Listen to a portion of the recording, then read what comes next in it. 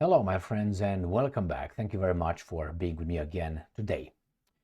As you probably know, yesterday, some people commemorate 100 years from Lenin's death. So Lenin died in 1924 on the 21st of January.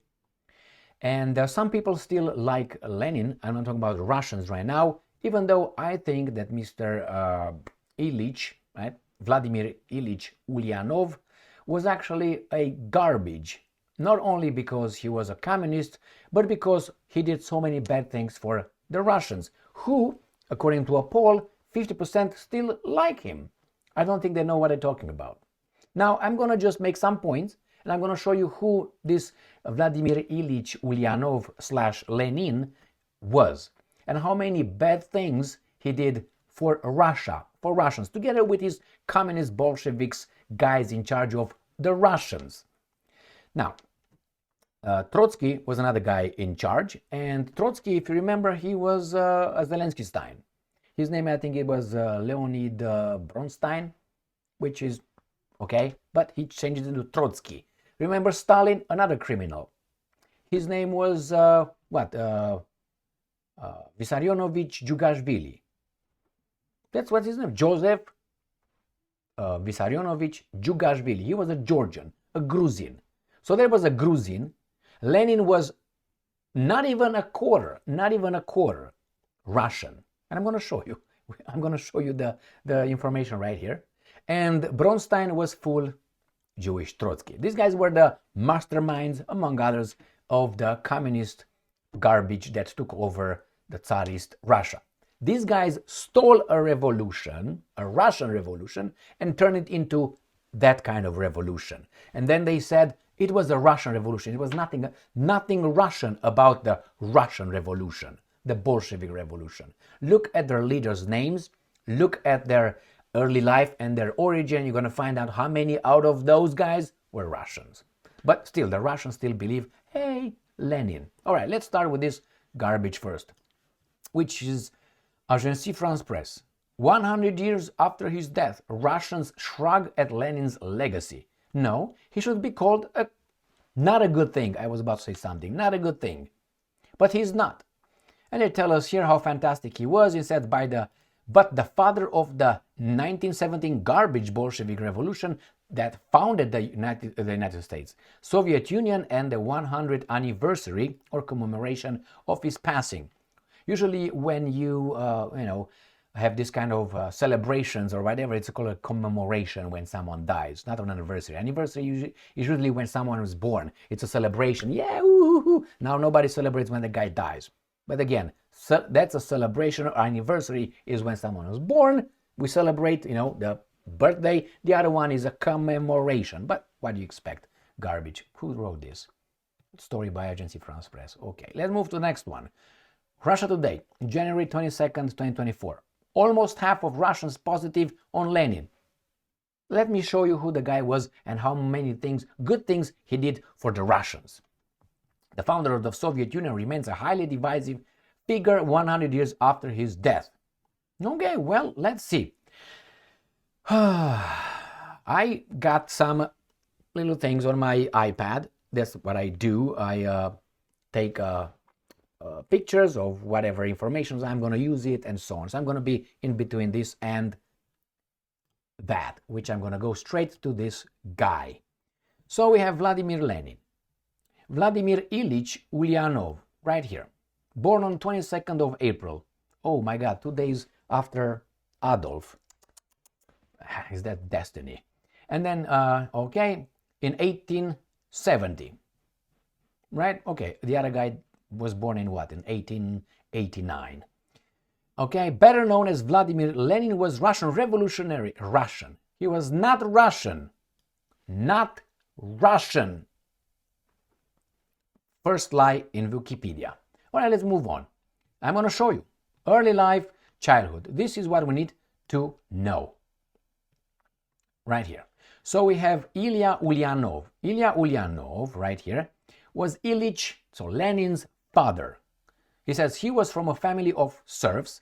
Ilya's father's ethnicity remains unclear. So we don't know, piece of his, what he was. But while his mother, Anna Alexeyeva Smirnova, was half Kalmyk, and Kalmyk are Mongolic ethnic group. So they were not Russians, Mongolic, and living mainly in Russia, whose ancestors migrated from northern Xinjiang region, bottom left, of northeastern China. Got that? So she was half Kalmyk and half Russian. That's the mother of, so those are grandparents. So that's an eighth. He's right here, Russian, an eighth so far, because we don't know the other grandfather, what he was. They say remains unclear. Despite a lower class background, this guy, he married right here Maria. Maria was the daughter of a wealthy Swedish Lutheran mother, so that's Swedish, there's no Russian, right? And that you can say, well, the Russians have some Swedish blood. Well, I'm reading what's over here, all right? And a Russian Jewish father. So far we got this. We got 8, right? Got 8. Is that 8? All right. So we got 8. We eliminate 2, which is the unknown paternal grandfather. We don't know. We know the mother, the paternal grandmother, Swedish, so it's out. And we got Russian, this right here. And then we got the other one who was what? Was partly Jewish, right there. And the other one was what? Lutheran. So we know exactly how she was. So he remained with 1/8 that we know, 1/8. Because 4 grandfathers, grandparents, right? 1 is unknown. 1 was half Russian and the other one was Mongolic, whatever you want to call him, from whatever there was, the Kalmyk, all right? And the other one was where is he? Was Swedish, and the other one was Jewish. So calculate on your own. Anyway, my point is this guy is not Jewish. He's not Jewish. He's not Russian. He's a Russian guy? So he's not. Okay, genetically he's not. Let's put it this way. But this is the first. This is the first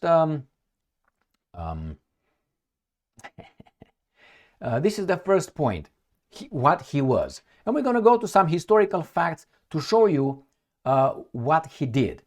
But before we go there, do you remember how Lenin arrived in St. Petersburg to steal the revolution, the Russian Revolution?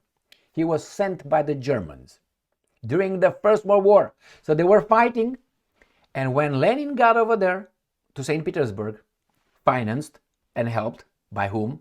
By the Germans. Eventually, what did the Soviet Union do? They got Russia, the Soviet Union was not Russian at that time, Bolshevik Russia, out of the First World War, so the Germans could transfer their troops in other directions. This was the whole purpose. He was an asset. Then where was Trotsky? Do you know where Trotsky? How did he land? From where in St. Petersburg? From New York. What was Mr. Bronstein doing in New York? Well, seeing some of his friends, some bankers, to get some money for the revolution. That's how they met in St. Petersburg. Lenin, Russian Lenin, with a Russian Trotsky Bronstein. These are evidence. Don't be upset. So first, the most important guys, they were not Russian.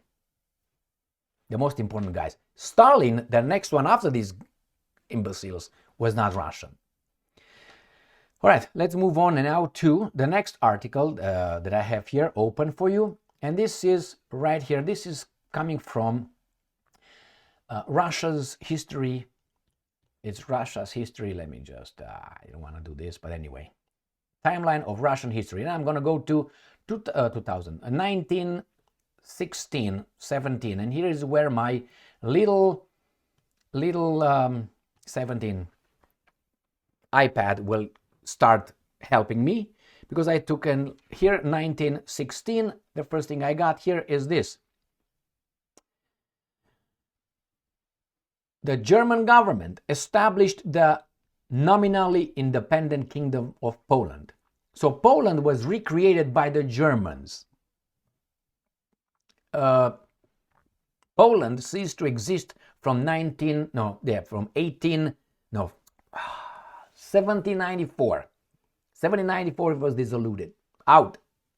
And the Germans that they hate so much, they created again the Kingdom of Poland, according to this. You see? The German government established the nominally independent Kingdom of Poland. So that's one thing. Now, Rasputin was killed. By whom? Well, you gotta read on that one. I'll just give you a few pieces of information. Okay, we're gonna go to the next one. The revolution started with some workers, not by Lenin. Lenin was not even there. Lenin was not even there when the revolution started. He was still in Switzerland. That's where Lenin was. When he traveled with a train, by train from Switzerland to St. Petersburg, he traveled in one carriage with his wife and another carriage with his mistress. Right? Now, let's move on. So let's go back. Let's go to, I think is January. Where is that?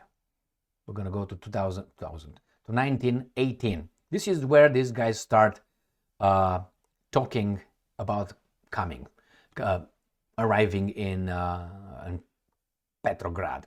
Petrograd being St. Petersburg.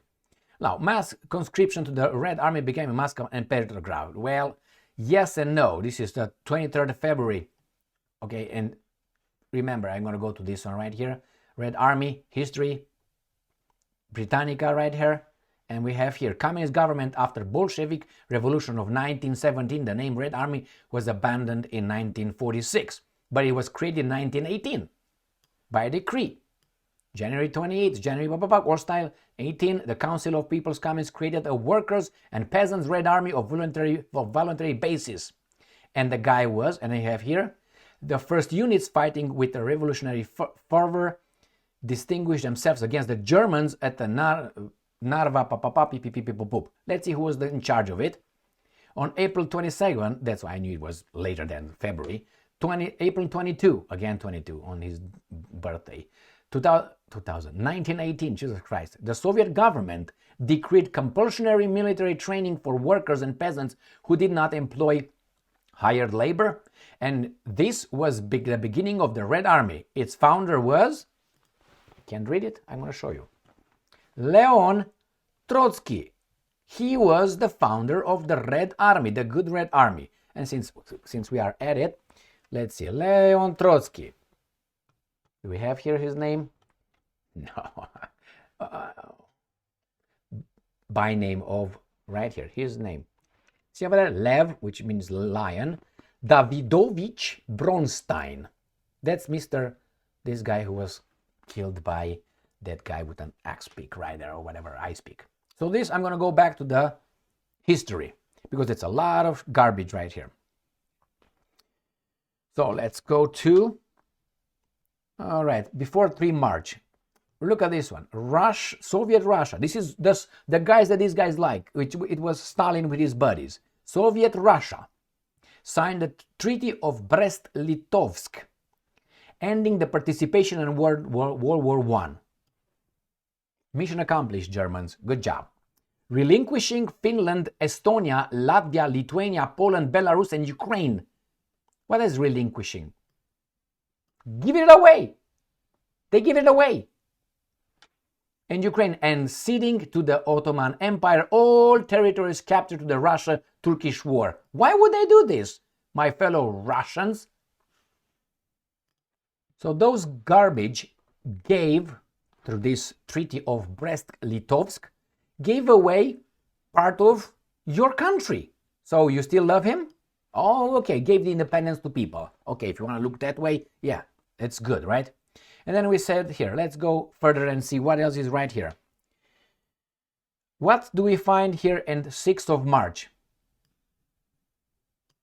Allied intervention in the Russian Civil War. 200 British Marines arrive in Murmansk. Internal affairs. Hey, the Russians interfered in the internal affairs of the United States of America. Who's over there on the 6th March of 1918? The Brits. And the United States also landed in Far East. Yeah, troops from United States of America landed in Soviet Russia, how you want to call it, Russia, Soviet Union. They got over there to do what? To stop the Bolsheviks. Really? Okay, after you sponsored them? Or it was the German creation? It was the German creation. That was the point. All right, let's move on. Now, the Belarusian Democratic Republic was established. Again, Russia lost it, gave it away, right? And the Turkestan was created, was established. All these things, Armenia and Azerbaijan declared their mutual independence. All these things, remember, were given away and then they were taken back. All right, let's move on to the next thing here. Let's see where I'm at. So the Allies came over there, they did this, and the Ulyanov. So far, where is the, I have one here, someone, which is the Red Army, invaded Kiev. Can we find that one? Let me see where it's at. And can you guess who invaded Kiev? The Red Army of whom? Yes, exactly. That was Mr. It's 18th of February. Where it's 18th? Right here. The Red Army conquered Kiev. So Zelensky-Stein conquered Kiev. Great job, huh? And then they gave the independence they created Ukraine. And then what happened? They got it back again, the Red Army, with the guys inside of Ukraine. So these are the guys that screwed these too many people, some Russians. So when they talk about the Russian Revolution, there was no Russian Revolution whatsoever, because the guys who were in charge were mostly not Russian, and they did not look for the interest of Russia. Immediately as they got, or the Russians, immediately when they got in power, they gave away territories, and then they got them back as soon as they could. Why? Because the Germans lost the war. When the Germans lost the war, it was the vacuum. They were the pet dogs of the Germans, of the Kaiser at that time. And then what happened? They lost. And then this guy said, you know what? Oh, how about we take them back now? Let's go. And they took them back. Some of them. So yes, my friends, when you tell me that these guys were 50% of the Russians still think of Lenin, what are you talking about? Maybe that's why these guys are against 100% Putin, Russian Putin. Could that be? Or Medvedev? Or those guys in charge? I don't know of any of those guys in Russia in charge right now not being Russian. Maybe the Russians know that. But I guarantee you're not going to find this kind of garbage as you found in 1918, or you find in Ukraine right now, you find in Great Britain, you find in United States of America. I'm talking about the guys over there. All kind of people. But the people. Well, you're welcome. Look into it. It's much more. I know much more, but I'm on YouTube. Thank you very much for being with me again today. Stay strong, stay smart, look for the truth, and be just.